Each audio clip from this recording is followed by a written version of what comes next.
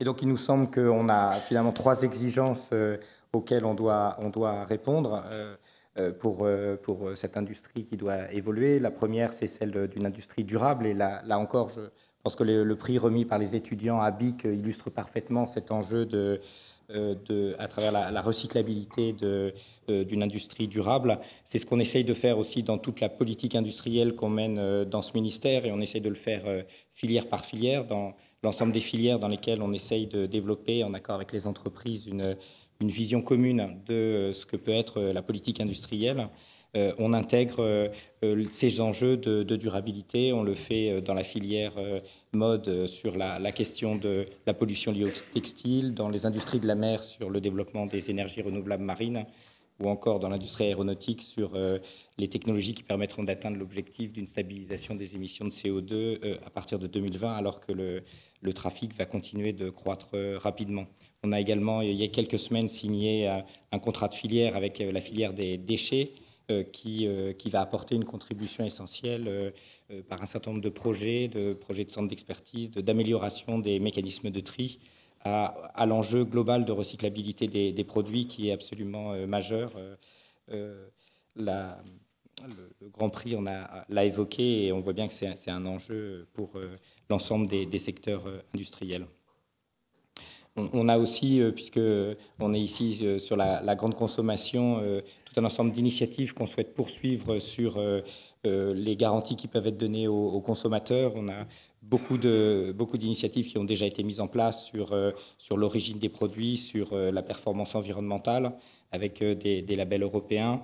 On veut aller plus loin, par exemple avec le véhicule électrique, en introduisant des normes qui vont contrôler l'ensemble des émissions CO2 sur l'ensemble de la vie de la batterie, pour que le contrat avec le consommateur du véhicule électrique sur la réduction du CO2 soit complètement garanti. Sur la réparabilité aussi, vous savez qu'on a mis en place une feuille de route de l'économie circulaire dans laquelle on veut définir d'ici le 1er janvier 2020 un indicateur simple de réparabilité des produits, qui sera aussi un indicateur pour le consommateur pour le guider dans ses achats. La deuxième exigence, c'est une industrie donc plus durable et plus égalitaire.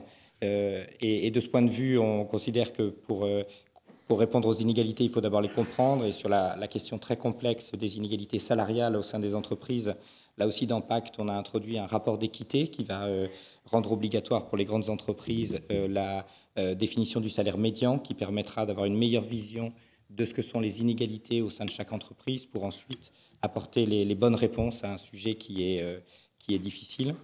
Et la troisième exigence, c'est celle d'une industrie paritaire. C'est un combat que nous menons en particulier dans l'industrie pour qu'à la fois il y ait plus de femmes et qu'il y ait aussi plus de parité hommes-femmes.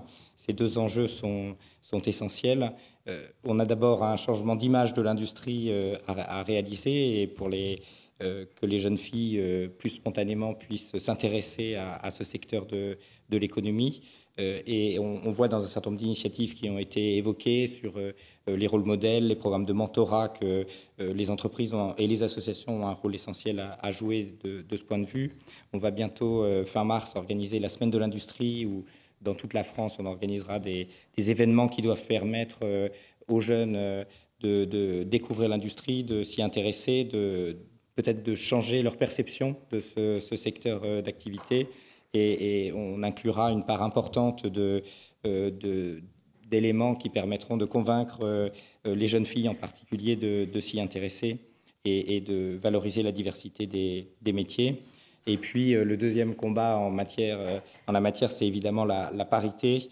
Là aussi, on affirme une volonté forte dans le domaine. On a renforcé les sanctions pour les conseils d'administration qui ne respectent pas les règles de parité.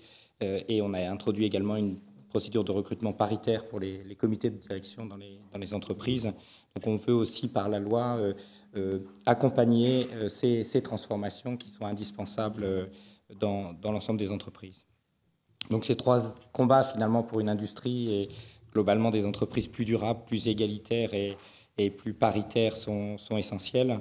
Il nous semble que vous pouvez en être les ambassadeurs, à la fois les entreprises qui sont présentes ici, parce que vous portez des initiatives qui vont dans ce sens, et puis les étudiants et futurs salariés, par l'exigence que vous pouvez formuler vis-à-vis de vos futurs employeurs et qui contribuera aussi à l'évolution globale. Je vous en remercie par avance et bravo à tous. Bravo, merci.